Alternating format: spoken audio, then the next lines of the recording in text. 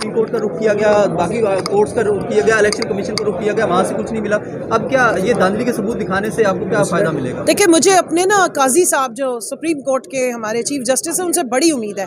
अगर एक पार्टी के इंट्रा पार्टी इलेक्शंस की डिस्क्रिपेंसीज पे उन्होंने इतने बड़े फैसले ले लिए कि पाकिस्तान की सबसे बड़ी पार्टी का बल्ला ही छीन लिया और वो कलअदम करार दे के उन्हें हुक्म दिया कि दोबारा इलेक्शन कराएं, तो 25 करोड़ अवाम के इतने बड़े फैसले को काजी साहब कैसे आंखें बंद करके जाने देंगे। तो मुझे उनसे बहुत उम्मीद है कि सुप्रीम कोर्ट हमारी जो है वो तहफ़्फ़ुज़ करेगी, वोटों का भी तहफ़्फ़ुज़ करेगी। इलेक्शन की इतने बड़े बड़े धांधलों के ऊपर मुझे पूरा यकीन है कि हमारे काजी साहब जो हमारे चीफ जस्टिस साहब वो पूरा पहरा देंगे, क्योंकि अवाम बेकरार है। ये जमहूरियत के साथ मजाक है। आज इंटरनेशनली आप देखें तो पाकिस्तान को एक अथॉरिटेरियन रिजीम के तौर पे उन्होंने डिक्लेयर कर दिया है। डेमोक्रेटिक जो इंडेक्स था उसमें 13 दर्जे पाकिस्तान नीचे आ गया है।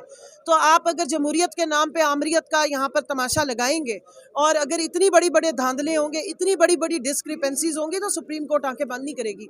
मैं तो आपको माजी अभी देख लें ना, इंट्रा पार्टी इलेक्शन पीटीआई का अंदरूनी मामला था, उस पर अगर हमारे चीफ जस्टिस साहब ने और सुप्रीम कोर्ट ने कोई कंसेशन नहीं दिया, तो इतने बड़े पाकिस्तान के नेशनल इलेक्शंस में इतने बड़े बड़े धांधलों पे मुझे पूरा यकीन है कि वो पाकिस्तानियों के अरमान आंखों से बहने नहीं देंगे और उनका पूरा ध्यान करेंगे, पूरा पहरा देंगे। कब सुप्रीम कोर्ट जा रही है पिटीशन दायर करने के लिए? देखिए, स्टेप वाइज होता है ना, जिस तरह सीढ़ी चढ़नी होती है, पहली, दूसरी, तीसरी, तो इसी तरह पहले हमें इलेक्शन कमीशन में दरखास्तें देनी थी, फिर इलेक्शन ट्रिब्यूनल्स, फिर जो हाई कोर्ट से, उसके बाद ही सुप्रीम कोर्ट आता है।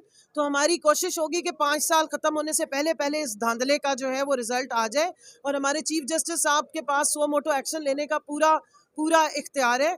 और जो पाकिस्तान में जो इलेक्शन हुआ है 8 फरवरी का, इसका क्रेडिट भी हमारी सुप्रीम कोर्ट को जाता है। उनकी वजह से ये इलेक्शन 8 फरवरी को हुआ है।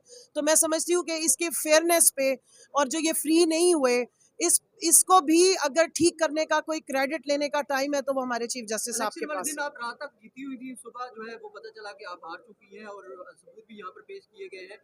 उन सबूतों को इलेक्शन कमीशन में आपने जमा करवा दिया, वहाँ से क्या? देखिए, 8 फरवरी को जिस अवाम ने वोट डाला था उन्होंने तो मुझे डाला था, लेकिन 9 फरवरी को जो इलेक्शन आरओ के ऑफिस में जब रिजल्ट बने, तो पता नहीं वहाँ पे कौन से लोग थे जो आके सुबह नया वोट डाल के चले गए कि रात तक 78,000 वोट्स के साथ मैं जीत रही थी और 9 फरवरी को आरओ के ऑफिस में जाके वो शख्स जीत गया जो अपने घर की चारों पोलिंग स्टेशन से हारा हुआ है। अपने घर उच्च शरीफ के चारों पोलिंग स्टेशन से वो तीसरे नंबर पे तशरीफ ला रहे थे।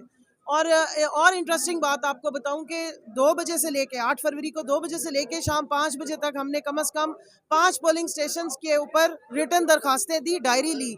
तो 11 फरवरी को बुला के मुझे आरओ साहब ने बताया कि उन 5 में से मैं जीत गई हूँ। अगर मुझे पता होता कि आरओ साहब ने धांधली ज़्यादा इलेक्शंस में से रिजल्ट इस तरह बदलना, तो मैं 294 जितने थे ना पोलिंग स्टेशन, सब पे एक एक एप्लीकेशन आरओ साहब को डाल देते। एक तरफ जो है आप धांधली के सबूत यहाँ पर पेश कर रही हैं, दूसरी जानिब जो है वो दीगर पार्टियां जो है वो इस वक्त इक़्तिदार की बंदर बांट में मसरूफ है और ये भी बात की जा रही है कि पाकिस्तान तहरीक इंसाफ जो है वो दीगर जमातों के साथ मिलकर हुकूमती लाएमल जो है वो भी पेश करेगी और उसमें ये भी सामने बात आई थी कि इमरान खान साहब ने ये भी कहा है कि आप दीगर सियासी जमातों में पीपल्स पार्टी के साथ भी मुशावरत कर सकते हैं और उनके साथ भी मिलकर हुकूमत बनाई जा सकती है। आपका बयानिया कहाँ जाएगा अगर दीगर पार्टियों के साथ मिलकर हुकूमत बनाने का फैसला किया जाता है? देखिए, दीगर पार्टियां जो बंदर बांट हो रही है उनके पास, जिस तरह हमारे अवाम के दिए हुए वोटों की बंदर बांट की गई है, इसी तरह हमारी सीटों की बंदर बांट की जा रही है। और इस तरह की जो हुकूमत होती है उसको ना आप सियासी हुकूमत कहते हैं, ना जमहूरी हुकूमत कहते हैं, इसको आप सिविल डिक्टेटरशिप कहते हैं। और इतनी बदतरीन धांधली पाकिस्तान की 75 साल हिस्ट्री में नहीं हुई है। तो बाकी जहाँ तक बयानिए की बात है, हम अपने बयानिए पे स्टैंड ले रहे हैं और दीगर सियासी जमातों में मेरे इल्म के मुताबिक पीपल्स पार्टी का जिक्र नहीं किया गया है। दूसरी जमातें जो पीडीएम के साथ उस वक्त शामिल नहीं थी, उनकी बात की जा रही है। तो इंशाल्लाह हम अपने सियासी नज़रिए पे भी स्टैंड लेते हैं और अपने सियासी नज़रिए पे भी खड़े हैं। अगर यही करना होता तो फिर इमरान खान को जेल में बैठ के इतनी तकलीफ़ें और उनकी जो बुशरा बीबी को जिस तरीके से रखा गया है, नाजायज़ तरीके से उनको नज़र बंद किया गया है और उन पे जिस तरीके के जुल्म और सितम ढाए जा रहे हैं, ये भी हमें काबिल कबूल नहीं। ये सारी बातें, ये सारी तकलीफ़ें वो इसी जमहूरियत के लिए कुर्बानी दे रहे हैं और नो डील और नो मुकमुका की सियासत पे बिलीव करते हुए ये कर रहे हैं। मैडम ये बताइएगा कि जिस तरह पाकिस्तान तहरीक इंसाफ का मौक़िफ़ था कि हम पीडीएम के साथ कोई मुज़ाकरात नहीं करेंगे, कोई बातचीत नहीं होगी, मौलाना फजल रहमान साहब को कल तक डीजल कहते थे, आज उनके दरवाजे पर दस्तक देना पड़ा, क्यों? देखिए, फजलुर रहमान साहब को डीजल हमने नहीं कहा था, ख्वाजा आसिफ साहब ने कहा था, और डीजल के जो ठेके थे वो अभी तक मौजूद हैं। तो आप ज़रा अपना एक तो वो करेक्ट करें कि वो ख्वाजा आसिफ साहब को आदत है मुख्तलिफ लोगों को इस किस्म के टाइटल देने की। जहाँ तक दरवाजे पे दस्तक देने की बात है, दरवाजे पे दस्तक नहीं दी है। मौलाना साहब से पूछेंगे उनका बयानिया कैसे चेंज हुआ है। अब वो कहते हैं कि हमारी दिमाग की लड़ाई थी, जिस्म की लड़ाई नहीं थी, और आज वो धांधली का शोर मचा रहे हैं। तो मौलाना साहब जो प्रोटेस्ट करना चाहते हैं उसके हवाले से उन्होंने बात की है। अभी हमारी ना उनसे कोई मुज़ाकरात हुए हैं और ना मुझे लगता है कि आगे हो सकते हैं। अच्छा, आपकी हुकूमत गिराने के हवाले से मौलाना फजल रहमान साहब ने जो इंटरव्यू दिया है गुज़िश्ता रोज़ समा टीवी को, उसमें कहा कि जनरल बाजवा और जनरल फैज़ हमीद ने गिराया था। फैज़ हमीद के साथ पीटीआई के बड़े अच्छे ताल्लुकात थे। देखिए, मैं उनके बयानिए की तर्जुमानी तो नहीं कर सकती, मैं तो फैक्ट्स पे बात करूंगी। फजलुर रहमान साहब 16 महीने हलवा खाते रहे हुकूमत का, और वो पीडीएम के रुए रवां थे। मेन इंजन जो है वो पीडीएम की ट्रेन 12-13 जो डब्बों की ट्रेन थी उसके इंजन तो मौलाना फजलुर रहमान साहब थे। आज उनका ज़मीर कैसे जाग गया, आज वो हकाइक क्यों सामने लेकर आ गए? और अगर इस बयानिए को ज़हन में रखा जाए तो साइफ़र केस में फिर इमरान खान को 10 साल या 14 साल की सज़ा नहीं बनती है, फिर सज़ाएँ कहीं और बनती हैं।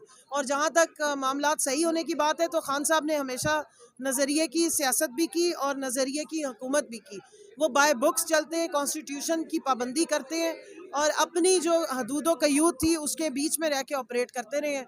तो जो बयानिया हमारा था वो हम आज भी उस पर स्टैंड करते हैं, और जो फैक्ट्स थे साइफ़र केस से रिलेटेड भी और वोट ऑफ नो कॉन्फिडेंस के, वो ओपन है, हमने सब ने वो बयानात दिए हुए हैं। आज 10 महीने हम लोग सारे ज़ेर अताब रहे, और फजलुर रहमान साहब कल या परसों आके कह रहे हैं कि 9 मई का बयानिया दफन हो गया। बयानिया बनाने वाले भी यही थे और अब दफनाने वाले भी यही हैं। हम तो पहले भी इन्ना लिल्लाहि व इन्ना इलैहि राजिऊन पढ़ रहे थे, क्योंकि जमहूरियत का जनाजा निकालने में पीडीएम का जितना बड़ा हाथ है और जितने ये शरीके जुर्म है उतना कोई और नहीं हो अच्छा सकता। मैडम, ये बताइएगा कि जिस तरह इंतखाबात में धांधली के आप लोगों की जान से इल्ज़ाम लगाए गए, 45 फार्म आज सामने रखा जा रहा है। एक तरफ इल्ज़ामात और अपनी हारी हुई नशिस्तें आप वापस लेना चाह रहे हैं जो आप जीत चुके हैं आपके मुताबिक, लेकिन दूसरी जानिब आपके आज़ाद उम्मीदवार तोड़े जा रहे हैं। आप उनको सेफ क्यों नहीं कर रही? पाकिस्तान तहरीक इंसाफ उनके हवाले से खामोश क्यों? देखिए, हम तो पूरी कोशिश कर रहे हैं कि उनके साथ जो जुल्म सितम और ये जो अगवा बराए बयान और अगवा बराए जो दूसरी साइड पे ले जाने वाला है वो ख़त्म हो जाए। लेकिन आप लोग भी तो इस चीज़ को खुलेआम देखें ना कि एक पार्टी की नशिस्त पे जीता हुआ उम्मीदवार है, उसको पुलिस किस खुशी में उठा रही है? एक जीते हुए उम्मीदवार को पुलिस क्यों उठाती है और अगवा क्यों करती है, और फिर उसके बाद उसका बयान क्यों आता है?